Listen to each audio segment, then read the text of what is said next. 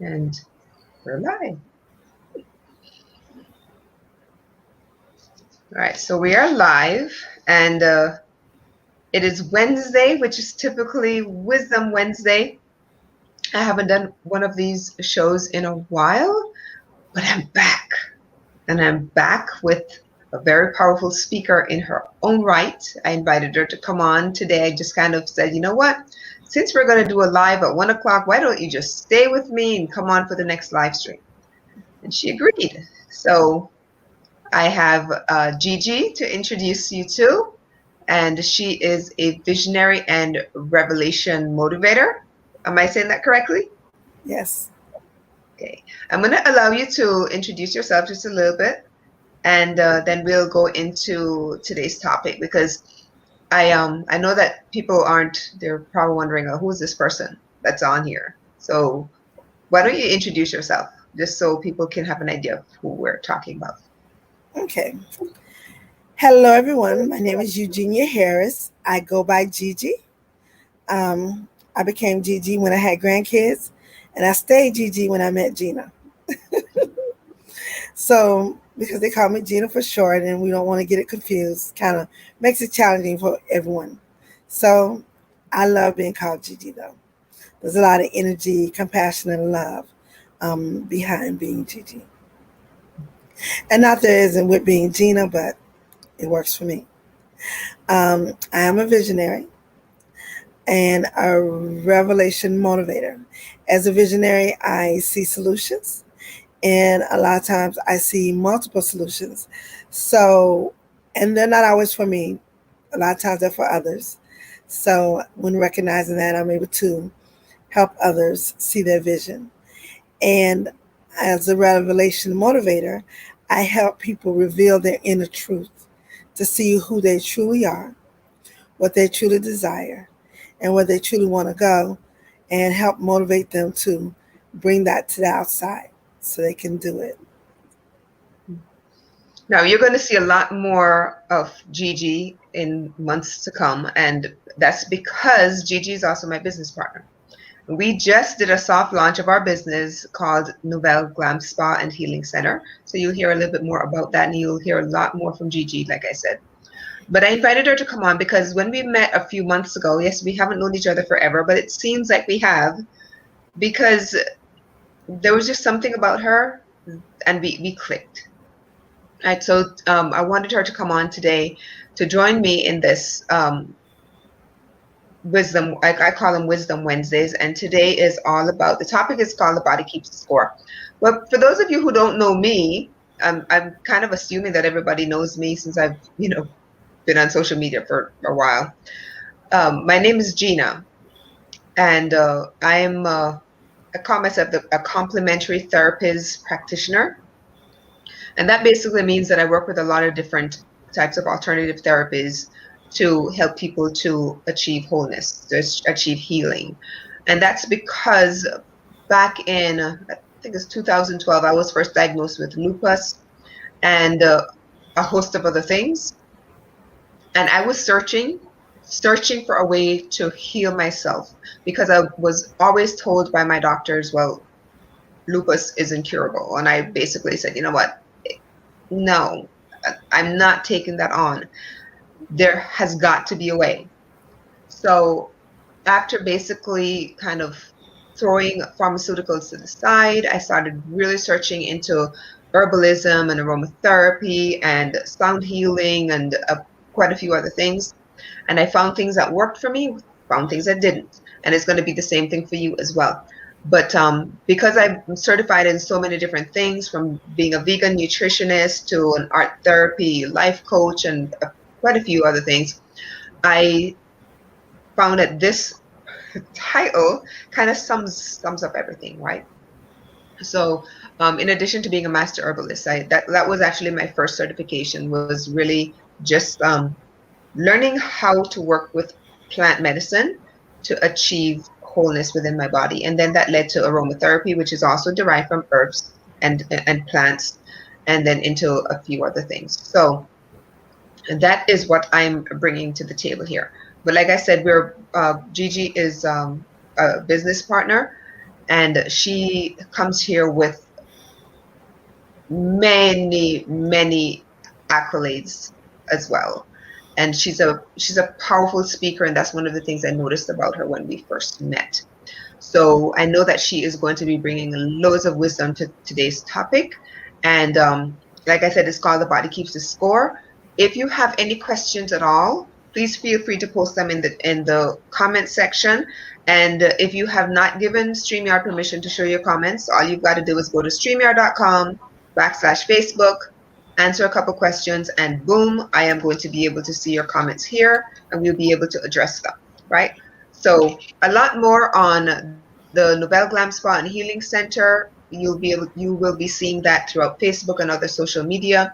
But for today, this is just a pickup from on Wisdom Wednesday, which I hosted. I think the last episode I did was probably the earlier part of this year.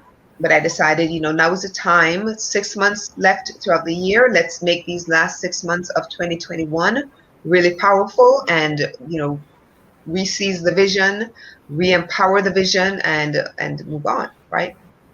So the body keeps the score. This was inspired by a comment that actually was a post that a friend of mine named Cecilia, and shout out to Cecilia. I saw a post that she put on earlier today on Facebook that basically said, the best weight you'll ever lose is the weight of other people's opinions of you. And I thought to myself, that's what I'm going to talk about today. Because, when it comes to Wisdom Wednesday, I try not to have anything pre-planned. So when I saw this post, I thought, yes, this is it. And when I mentioned to Gigi and invited her to come on and told her what it was about, she said, yes. All right. So the body keeps score. And there is a book out there and the author is Bessel van der Kolk, and I'm hoping that I'm pronouncing his name correctly. And he is an MD, Bessel van der Kolk, and it's called The Body Keeps the Score. And I learned a lot about this years back when I was first diagnosed with lupus, and among other things, and really starting to pay attention and to really study what this meant. Right. So I'm going to pass it over to Gigi, and I want her to kind of give you an idea of what went through her head when I said, come on, here's a topic. And then this is going to be a very organic discussion. When I say we did not plan this, we really didn't. This is spur of the moment, inspired by a post I saw on Facebook.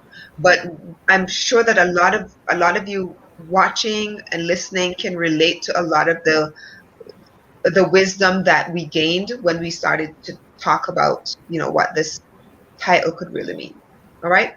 So Gigi, jump in, please. The body keeps the score. And welcome, by the way. Welcome, and thank you for accepting my invitation to come and just chit chat. Well, thank you, Gina, for inviting me.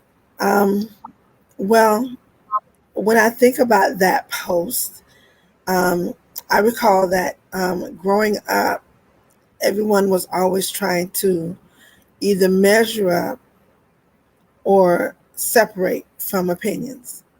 And when you're constantly giving opinions, it creates confusion. It creates confusion for you who maybe you think that you're pretty, and other people telling you that you're not. Some people tell you you're well-spoken. Other people say that you're not. You're geeky or whatever it is that people say. And these things start to stick with you, and you actually select the one that you believe. You select that because your emotions start to change. So if you're convinced that when other people say that you're not pretty, you start behaving like you're not pretty. You not liking pictures, avoiding any type of events that will put you out front so people can see you because you don't think you're pretty. So those opinions weigh heavily, and as time progresses, those opinions often become your truth because that's how you operate. And that goes with anything. And if you never shut that off, it follows you into adulthood and creates a whole nother energy that trickles over to you being a mother, a friend, or wife, any role that you play, it will trickle over. And when that does, it creates all types of trauma. And those traumas can paralyze you, hinder you, and keep you from moving forward and finding your purpose in life. So when I thought about that post, that's what came to my mind about how opinions really have a strong impact. And some people don't have the power or the motivation or even someone else who has a strong energy, strong enough to help you rise above those beliefs. Mm-hmm. Oh, wow. Yeah, you said something that kind of, and I've never thought of that before, where you said we select the ones we believe. Yes, we do. I've never heard anyone say that before, but that But is so true. yeah, it's true. Because as a kid, my dad always told me that I was beautiful. Um, but children were mean, and a lot of times, what they were saying was even about my beauty. It was about they were threatened by my intelligence. Growing up in the South, I'm in Florida. If you were smart, you were considered to be different, special. But by people of your own color, a lot of times you were odd, you know, a wannabe. You're not black. What? So then you choose. Am I going to dumb down, you know, just so people can look at me differently and think I'm pretty? Or am I going to continue to be who I am? So it was quite a struggle for a while until I got about 12. And that's when it changed for me. And I had to choose. And when I made the choice, it wasn't an easy choice because even though I said, I'm going to choose that I'm pretty, I had to convince myself. So I used to look in the mirror every day and I go, hey, girl, look at you. You're pretty. And I blow myself a kiss and I tell myself that I love me. And I did that so much till one day I didn't do it. And I just knew I'm pretty. But my beauty really was inside of me. And because that helped me, the beauty inside of me helped me see the outer beauty. Because sometimes what's on the outside, you don't feel inside. Even though you demonstrate, you make straight A's, you might not feel smart. Because people say things like, oh, you're not street, you don't have street smarts, you don't have common sense. So all those opinions, I've heard them all. And they have a strong impact. And once you select the one that's negative, if you look back, you can see it. You can see it in your life. You can see how it impacts you, the choices that you make, the situation that you find yourself in, all traumatic because you don't feel good about you and you believe those negative things about you. So you mentioned something, and I think this is going to be a whole other discussion. So we're going to table this part for a little bit because we could talk a lot more on this. When you mentioned skin color in relation to trauma, right? And there can be like a whole discussion around that. So I made a note of that. So I'm going to bring you back on. And I have a few other people that I'd like to bring on to carry on that discussion. What do you think? Sounds good. Because that's a really good one because that's a long-term continuous cycle. Yeah. So we'll definitely come back for a more in-depth discussion on that topic. So let's talk about so what exactly is trauma? The body, and in the book, The Body Keeps the Score by Bessel van der Kolk, MD. He says that you don't necessarily have to be a soldier have suffered trauma. Because when we think about trauma, we are our PTSD, we think about soldiers, and they go off to war and they fight and they see things, horrible things. They have horrible things happen to them. They come back home and they're not the same people because, they've kind of internalized everything that's happened to them. And then they get a label, they're suffering from PTSD. So when we say PTSD, a lot of people seem to think about soldiers. But in this book, Dr. Van der Kolk says you don't have to have been a soldier to suffer from PTSD or to have suffered trauma. Because trauma is basically an experience that overwhelms your body.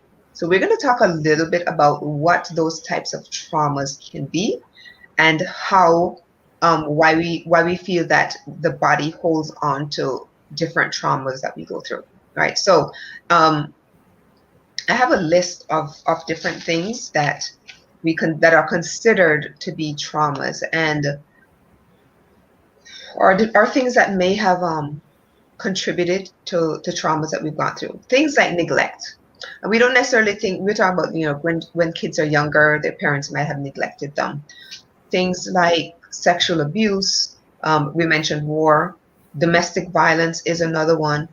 And I'm mentioning these three things together that we don't necessarily consider or even think about as being traumas, but they really are. Things like miscarriages, abortions, hysterectomies as far as women are concerned, but even men who go through things like vasectomies or have maybe they experience rape in some, at some point in their life, sexual assault. See, we tend to focus only on women who go through this stuff, but men also go through this. That's why I'm not separating anyone from this, right? So all of those things are things that we consider to be traumatic events. Could you possibly mention anything else? Am I missing? Well, yes, Missing it anything from the even list? goes deeper than that. I was watching The Breakfast Club, and there's a woman named Queen Afua. She has a book called Sacred Womb. Mm-hmm. And what she says is trauma can start in the womb. And actually, even before you're in your mother's womb.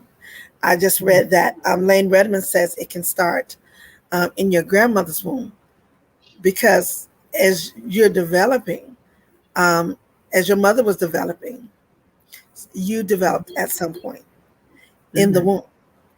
And so that's ancestral. So it can be deeper than that. You can already have trauma already programmed, in you. But it doesn't show up until later, because somehow you remember or experience that trauma when it's taking place. Yeah, I'm making notes because it's interesting that you brought that up when you mentioned about ancestral trauma, and what popped into my head was past lives experiences. And I'll be honest with you, when I was growing up, I used to hear about past life experiences and all of this stuff, and I would just think that was just, that can't be true. But when you think about it, if your grandma was pregnant with your mother, it is said that the woman is born with all of the eggs that she has the potential to turn into children. She's born with them. So the grandmother is pregnant with your mom, which means that she has all of your mom in there as a baby has all of the eggs, which is you or me or whoever, right? So when we are finally born, we now have whatever trauma the grandmother has experienced already embedded in us. And that trauma doesn't belong to us.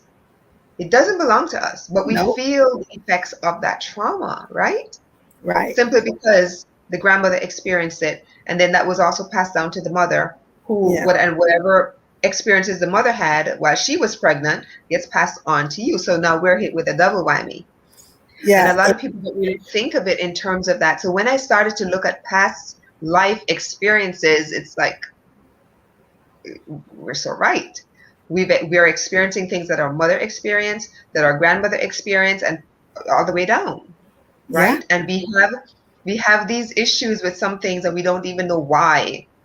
And when you look at it, it's because it doesn't belong to us. It Yeah. wasn't our trauma. We're experiencing what our ancestors experienced. Yeah. And that's Which where is a lot of the this lie. healing has to take place. And Right. people don't recognize that, Right. right? Right.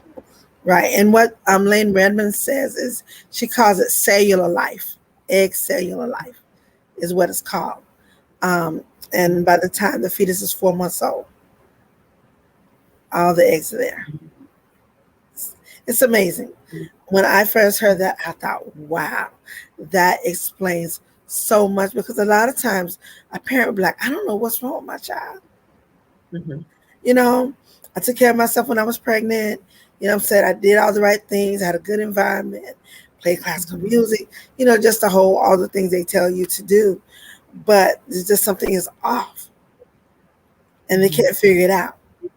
It's like, I didn't raise my child to be XYZ or to be this way. And you're trying to figure out where the behaviors come from, where the anxiety comes from.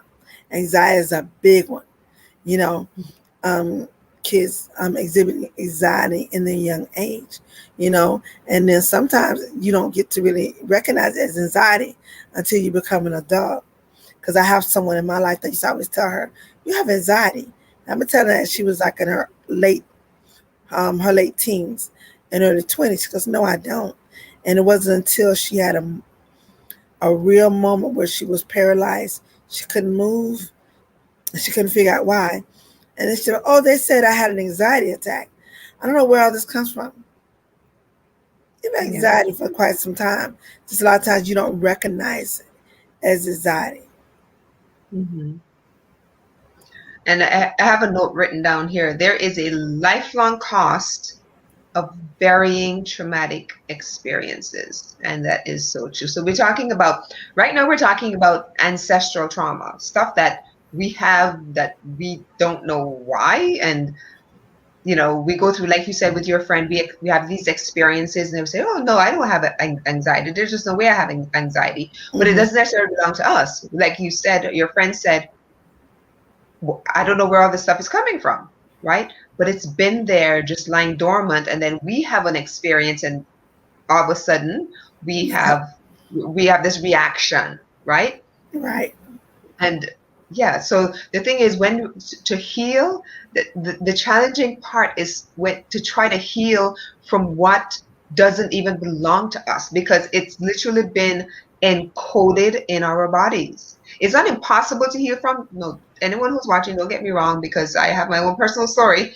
It's not impossible to heal from this stuff, but you have to be able to recognize where it's coming from to be able to even start the healing process. Because if you don't know where it's coming from, how can you really start to heal? Because you have to address all of those things, right? I remember going through a course, it's about 2 years ago, called Soul Shift. And I thought up to that point, I'd done really well in healing from lupus. I had no physical manifestations whatsoever as far as lupus was concerned. And then I took this course and I found, ooh, girl, you got a lot of work to do, because it wasn't just the physical part. I had all of the emotional stuff that I still had to heal from. And there were things that I had experienced in just recent years that I still had to heal from. So once I started to put together that whole package and, really work on everything, spiritual, emotional, the physical, that's when the healing really started to happen. But you have to recognize that you need the healing, right? You have to recognize where it comes from, and then recognize that the healing has to take place. And once that starts to happen, then all of a sudden, if you have any extra pounds on you, you might start to see that, those extra pounds start to fall off. Bree, hi. It's good to see you. When you start to really address, actually, Bree it was my soul shift sister. When you start to see all of these things start to get healed, and all of a sudden things start to shift in your body, and you might start to lose a few pounds, and you think, oh my gosh, is that what that extra weight was? That's what I was carrying around? Because a lot of the trauma, we tend to hold on to our body, and it's weight, energetic weight. It might look like a few extra pounds, but it's nothing but energetic weight that we're carrying around. And once we release it and heal from it, oh my gosh, the freedom that you feel from that. And that's the thing, the freedom once you release all of this trauma. So let's dive a little bit. And I know I have Brie on, and she can, at some point, I'd probably have her come on, and because she knows exactly what I'm talking about when I relate to soul shift. Kathleen says hi. Kathleen Thomas is on. Says hi, everyone. Oh, she's a new viewer. Welcome.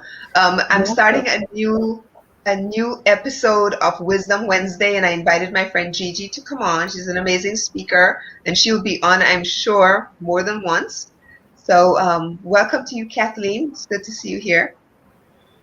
So let's talk about, we talked a little bit about the traumas that don't necessarily belong to us. We call them ancestral trauma. They kind of get passed down, and until somebody decides to heal it, it's going to just keep passing down. And that's one of the reasons why I decided to really dive deep into healing as well, because I do have 3 children, and I realized that some of the stuff that they're experiencing even now was stuff that I had held on to and hadn't healed from. And well, I should say, I didn't even realize I needed to be healed from it.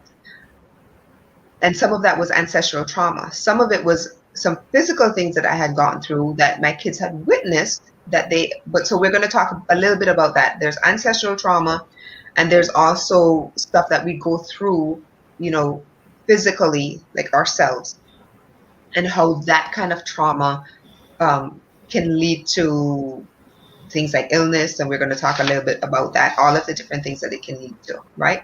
So there is a lifelong cost to burying traumatic experiences. And this is why we really need to find out where they come from, heal from them, so that we don't pass them on to our children and they don't pass it on to their children. We at some point, we have to cut this, right? I like to say nip it in the bud. It does take a lot of work. It's not as easy as saying, let's nip it in the bud. It does take a lot of work, a lot of tears, a lot of sweat, and, it takes a lot. So let's talk a little bit about the physical trauma or emotional trauma that we might experience ourselves, not ancestral. But so I'm going to stop talking, Gigi, so you can kind of jump in there. What kind of traumas could we be talking about at this point? We say like physical and emotional traumas. It can be trauma from child abuse, domestic violence, being sexually assaulted, being bullied. Mm-hmm. I mean, that's a big one. I mean, if you was bullied your whole childhood, that traumatic experience can really impact you as an adult, and heartbreak. Heartbreak can be a big one, because then that impacts your trust meter and, the way you look at people, even so much as being any type of home invasion, any type of crimes can, being a victim of a crime can really have an impact as well. Fears. I know with me, I was the spider killer in the family. There was a spider, they would call me. And everyone's screaming and hollering. I'm like, okay, it's a spider. Yeah. And fears a lot of fears are taught, which really increases the trauma. Like I remember when I was raising my children, I didn't want to teach them myths. So they didn't know who the boogeyman was. Never heard of the boogeyman until I had a boyfriend who taught his son about the boogeyman. So he was thinking, it's the boogeyman. And he was screaming, and my kids looked at him like, what's wrong with this kid? You know, but I didn't want to teach them to be fearful because it's a lot of things that's going to happen in life already that can put you on that path. So why start you out being afraid of the dark, afraid of lightning, the different things, respect the lightning, but, and, do, do what you're supposed to do when it's lightning and thundering. But being fearful of it, that's a whole nother thing. And when you're afraid of something, it can make you hurt yourself. It can make you hurt others. And it can paralyze you and put you in a box that you get stuck in. So, and all that creates that whole trauma arena. Because one fear leads to the next fear. Kind of like a domino effect. In the dark, and then being in a thunderstorm, the amount of panic and stress on your body, all the different things that start to happen because you're afraid of the dark and you're afraid of lightning. So they just start to pile on each other. And maybe you met someone who's almost afraid of everything. So you got to live. You got to get out there. Got to leave the house. And there's some fears that keep people from even leaving the house. So, all from a traumatic experience. Yeah, Bree just posted a comment. She says, I'm just jumping on, but I'm a survivor of a home invasion. It really messed me up for a very long time. Yeah. Those home invasions are. I can see someone having PTSD because of that, because the way they do it is so cold and just really scary. I mean, you could lose your life in a home invasion. It's just that serious. So I can imagine that having that type of effect. Yeah, and I can understand and I'm pretty sure that's probably one of the reasons why she put herself through the associate program as well. I'm telling you, it was such a powerful program, and I'm sure that she can speak to this. When it's not something that I talk about, but a few people do know, one of the worst experiences that I went through was having a knife put to my throat. And it wasn't just that, it was having it done to where my kids, who were younger at the time, witnessed it. And I went through years, and we're talking about years, of where I couldn't, and this might sound kind of crazy, but I could not hold a knife. I could not hold a knife. And I remember dating someone who was cooking for me, and I remember him picking up a knife to peel some sweet potatoes. And I jumped back. I remember jumping back. And he looked at me. And to be transparent here, this was my youngest son's dad. And he had this thing about making what we call fire fries. They're sweet potato fries, but we call them fire fries. I think one night something accidentally caught on fire. So from then on, it was called fire fries. But I remember the first time he picked up a knife to peel these sweet potatoes, I jumped. And I literally jumped back. And he looked at me. He said, "What is going on?" And I said, I couldn't tell him. I couldn't tell him anything. And then after a while, I said, "You know what? Well, this is what happened." And he looked at me, right in the eyes, he said, "I am not him." And it took me 3 years, Gigi, before I could handle another knife. I had to get people to cook for me. My boyfriend cooked, or anything that needed to be peeled, he would do the peeling.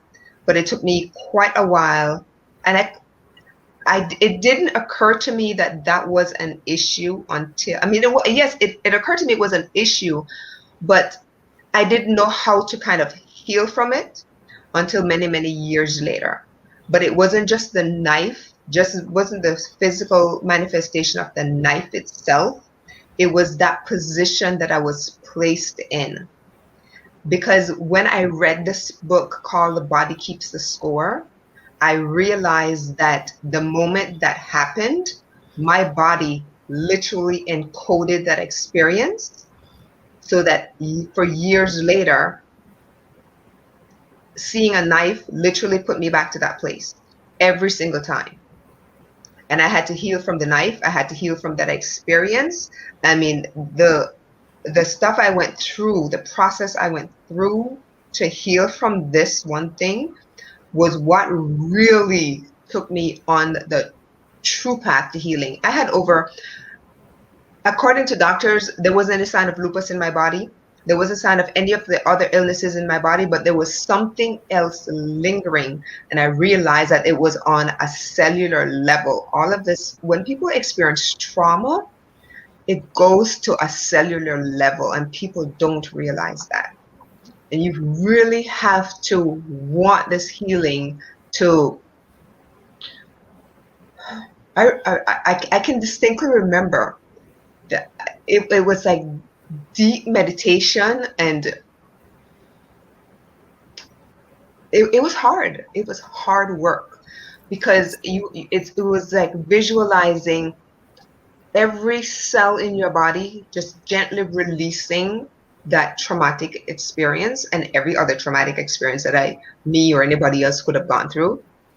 It took a lot of forgiveness. I thought I had forgiven this person up until that moment when I realized, girl, you're still holding on to something. So there was a lot of forgiveness when it comes to this.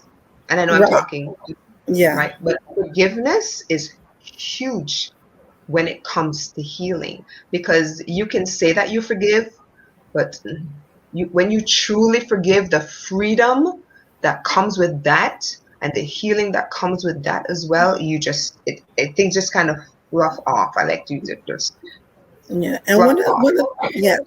And one of the things that I've learned that, a lot of times we say, oh, I forgave that person. But let me tell you how you know. Mm-hmm. When you hear that person's name, or you're somewhere where that person is present, your body will respond before you do. Mm-hmm. Your eyes might bug out. You may get angry. You may get afraid. Your body will respond before you do. And that's how you'll know. Because until you totally forgive, you're still going to have the emotions. You're still going to have something lingering to let you know that person is bad news, or that person is no good for you, or that person, hurt you. There'll be something. And it's kind of interesting because, in the medical community, a lot of people take meds for anxiety, but those things are just maintenance and temporary fixes. It just kind of keeps you, to maintain, but it's not the answer. It's not the answer because medication can have long-term effects or short-term effects. So the key is really truly to getting on that path to healing and forgiving and putting in the work. And it's putting in work for any type of change is never easy. You have to do it when you don't want to. You have to do it when you don't feel like it. You have to do it, when you feel like, oh, I don't have the time. You got to make time, because as we get older, we become more and more set in our ways. And if you wait too long, the opportunity to change is there, but the ability to may not be as easy. It's always hard, but when I say as easy, meaning that one day you might be, okay, we're going to do this, we're going to do that, and I'm going to work on this, I'm going to work on that. And you could be doing that for about a week. But the minute you think, oh, I'm tired, I'm exhausted, and you really are tired and exhausted because you don't have that energy anymore, that extra energy that, keeps you going, you're just not going to follow through. Yeah. And Bree, I want to say thank you for being so transparent, because she just posted, she said 100%. I wanted to be numb after that. but I became consumed by an opioid addiction that then turned into a heroin addiction for 10 years. I am now clean and sober for almost 4 years. Oh, wow. Thank you so That's much. amazing. So transparent. Because it does take work. It does take work. And that's one of the things we're talking about earlier is that, PTSD can cause you to develop these kinds of things from mental health issues, physical health issues, drug addiction, alcoholism, that sort of thing. Even sex. Even sex is a coping mechanism. Mm-hmm. Yeah, sex addiction. Yeah. Oh, one other comment that she posted was soul shift, and you all saved my soul from a very dark place. Bree, I think we all saved each other. It was one of those. I'm telling you, Soul Shift it's an amazing program. Such an amazing program. Can't say anything more. It's a good program. If you're interested in learning about Soul Shift, all you have to do is just type it in. It's led by a lady, a powerful woman named Dr. Athena Parakas. Just type in Soul Shift and you'll learn all about that. And you mentioned sex, so let's talk a little bit about that. When it comes to, for women especially, the womb, and I'm talking specifically for the woman here, the womb is considered to be the space or the place of creation. It's where, we feel all of the lovey-dovey feelings towards someone. It's where our the sperm, the egg meet, then they create this baby. It's where if we lose a baby, we have the miscarriage, the doctors go in, they clean it out. The area where if you decide you're going to have an abortion, or if you had an abortion, it's the area where you go in and they remove the fetus. If you've had a hysterectomy, the hysterectomy can be either the removal of the uterus, or it can be the removal of the ovaries and everything, right? Another personal experience, several years back, I had a medically necessary hysterectomy. I say medically necessary because I really didn't want one, and my doctors didn't want to give me one, but after years and years of bleeding and what are those things called? Fibroids, and it was just, he decided, okay, if it has to be, it has to be. And even at that age, my doctor was still looking at me like, do you want more children? Are you going to have more children? I'm like, no, I just became a grandma. Children kind of out of the picture right now. I'm not going to have a child while I'm a grandmother. So that was out of the picture. But I went through having the hysterectomy, and I thought that was going to be like the piece of cake. I was going to, I had everything removed. When I say all the plumbing was gone. The uterus, the cervix, the fallopian tubes, the ovaries, everything, all the plumbing, because I requested just take out everything. I don't need anything. And my doctor said, well, you'll go into full-blown menopause. Well, menopause didn't, I guess in the physical sense it happened, but when in the other things that they were expecting to happen didn't happen, right?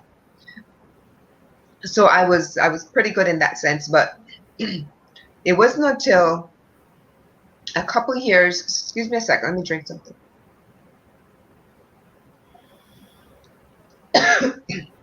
Sorry, excuse me. A few years later, I realized that what I thought was going to be a really easy path of getting over this hysterectomy was one of the most difficult things, because I realized that I had thoughts that were like, well, if this is considered to be my place of creation, and not just creating children, but it's where you're as women, we get a lot of ideas. It's our intuitive area. You know what I mean? I really felt that I had lost it all. I was in a place where I wasn't able to really get great ideas when it came to creating. I mean, put it in a nutshell. And I found out and I discovered that I really had to go in and heal from the hysterectomy. And people are wondering, well, like, I mean, you're healed after 6 weeks, aren't you? I mean, everything goes back to sort of the way that it was supposed to. Organs fall in to fill in the gaps. And it was like, no, there's a different kind of healing that you have to do when you've had a hysterectomy.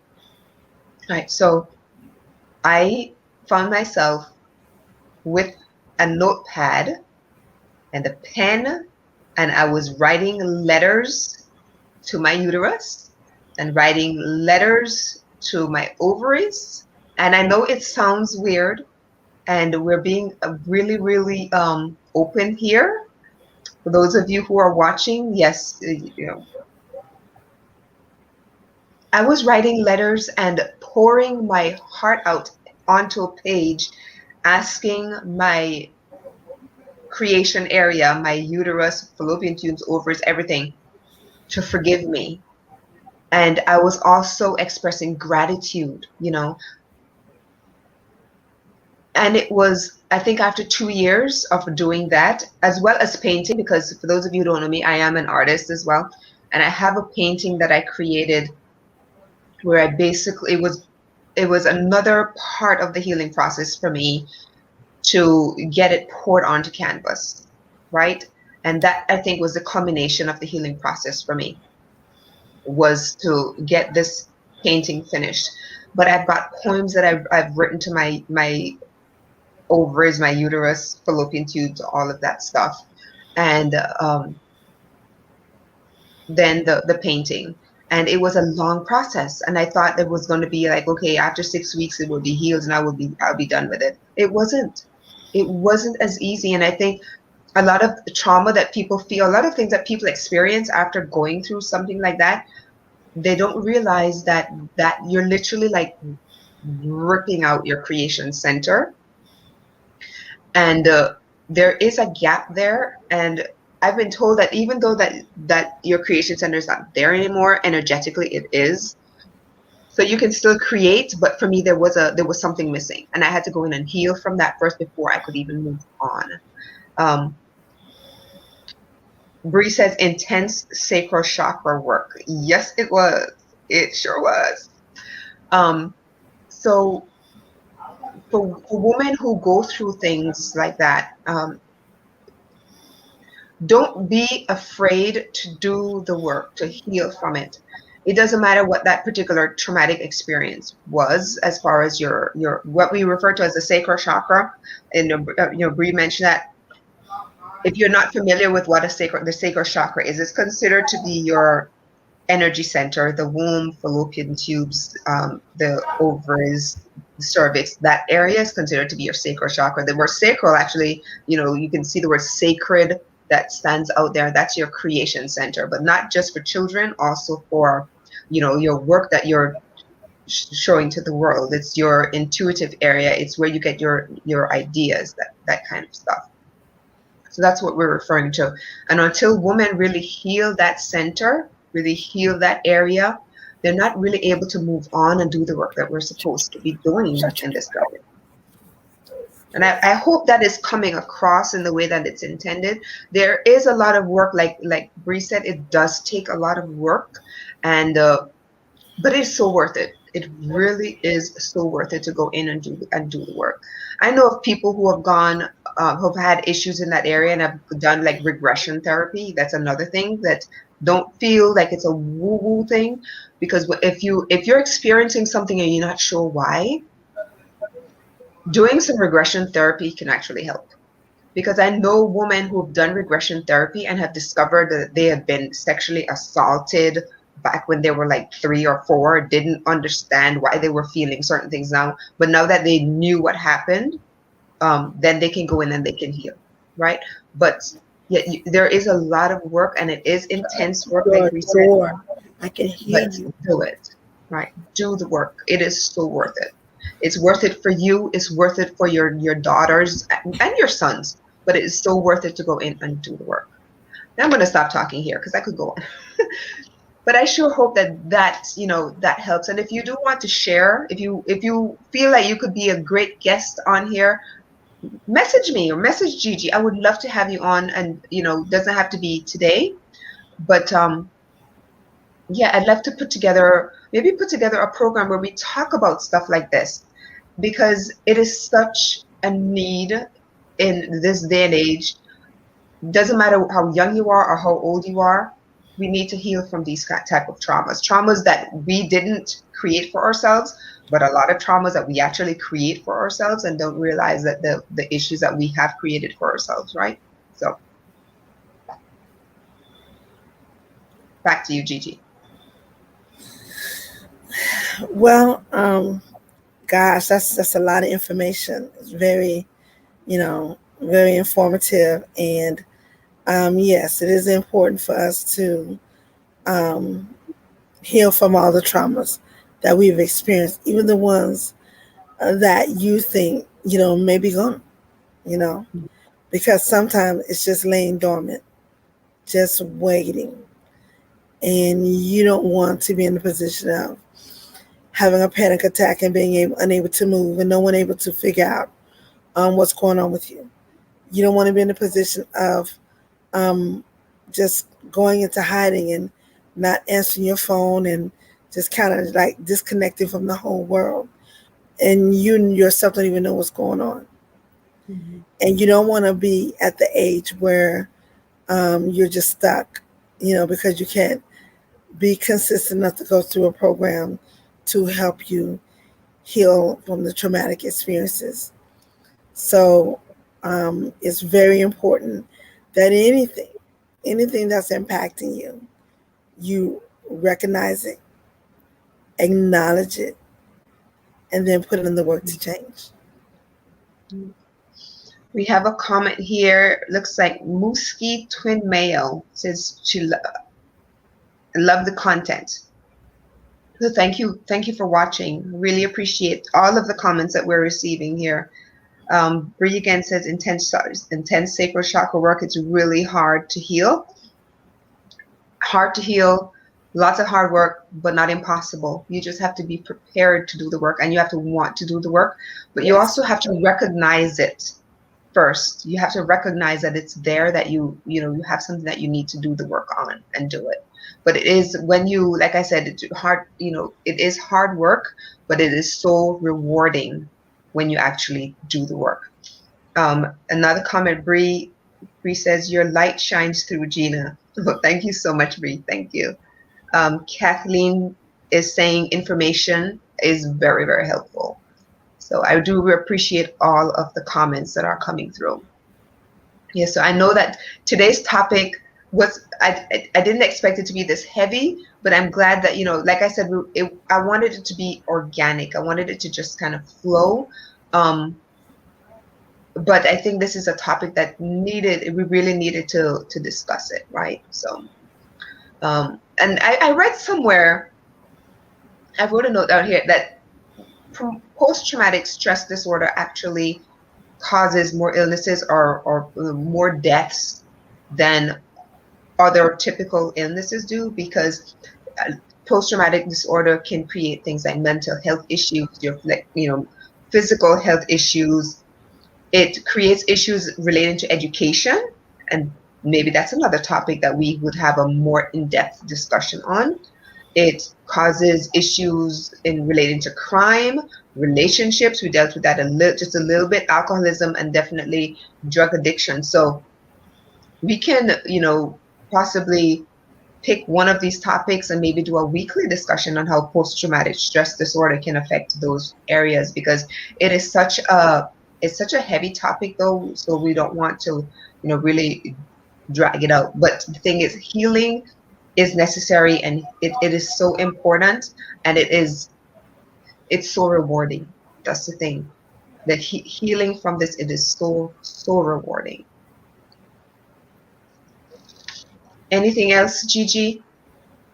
No, I just like to thank all the viewers for their comments as well, and just know that we're all interdependent upon each other.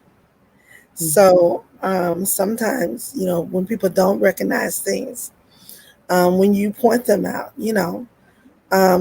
just make sure that they know that it's coming from a good place, that you're really not trying to be critical or say anything bad about them, but that you love them and that you just recognize, what's going on, and that, they need help. And when people know a lot of times that something's coming from a good place and they trust your insight, that can help get them on their way to seeking healing and putting in the work. Yeah.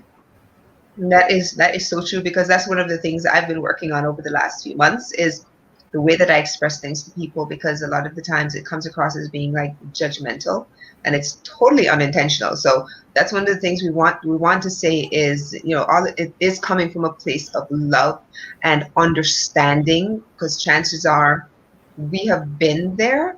So, a lot of the stuff that you might be experiencing, we're able to talk about the stuff because we've experienced it. I don't talk about anything that I haven't been before, because then it just wouldn't be authentic. I can only speak about where I've been, the experiences that I've had, right? So that's the place that I'm coming from. So if you have any questions, any concerns, and you want to reach out to either Gigi or myself, we do have our social media. And if you weren't here earlier, Gigi and I do have a business together, and you're going to see a lot more on Facebook about that. It's a Nouvelle Glam Spa and Healing Center. So there'll be a lot more information coming up, but you can certainly reach out to her on her pages, on her personal profile. I know that I'm friends with quite a few of you that I'm looking at in the comment section. So you can also reach out to me on my personal profile, or send me a Facebook message on Facebook Messenger, or email, however, because I noticed that a few of you are watching from YouTube, and I do appreciate that as well. My email is there. So what we can do is, Gigi, if you're okay with it, at the end of this live stream, you can post your information below, and that way people can also reach you. And if you're okay, they can send you a friend request. But what you're looking at are the two faces behind the Nouvelle Glam Spa and Healing Center, and that vision is going to grow over the next few months, and certainly over the next 2 years as well. But I do want to say thank you as well to all of you who have been here, who have watched, and who have interacted with us. We do appreciate you being here. I know this was a tough topic, so we're going to stop with this for today. And I'm looking at my notes, and I have like 4 or 5 other things that I wanted to talk about, but that's going to be like a whole other hour. So we are going to continue this. I think we'll do a part 2 next week on Wisdom Wednesday, and we'll pick this up then, so that we have some time to kind of integrate what we heard today, and kind of digest, and whatever it is we do with the information that we receive. Some of it you can take and you can throw out. Some of it that you might say, oh yeah, I needed to hear that today. Somebody needed to hear the message that we shared today. Maybe it's not all of you. Maybe there's one teeny little piece that maybe was meant for you, and maybe you were here for just another little segment, but I'm just so glad that you were here, right? And the other thing is, it may be meant for someone else, because a lot of times we're in a place to get information that could be meant for someone else, your loved one, a friend. Mm-hmm. That is so true. So true. So on that note, again, we're going to pick this up next Wednesday. So we'll call this part 2, because I know that this was, we can continue this, because I'm looking at notes and I still have notes here. Thank you so much, Gigi, for joining me today. This has been, it has been a pleasure, but it has been, a journey. You're welcome. So thank you so much for being here, and I hope that you join me again next week, because, I can't do this segment without you. This is going to be great. Thank you so much to everybody who has been watching and interacting again. We'll see you all again next week on Wisdom Wednesday.